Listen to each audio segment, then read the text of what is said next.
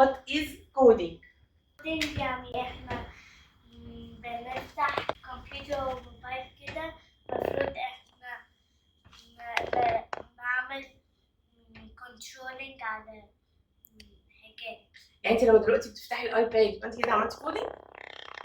طب مش في حد عنده رأي تاني؟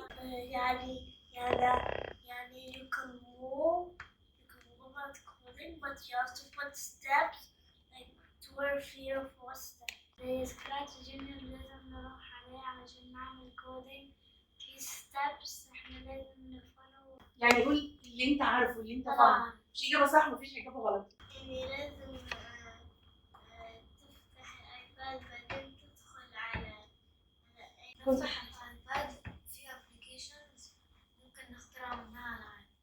هو الكودينج بيستخدم بس في الالعاب؟ بيستخدم في ايه تاني؟ انت لازم تجيب بلوكس وحط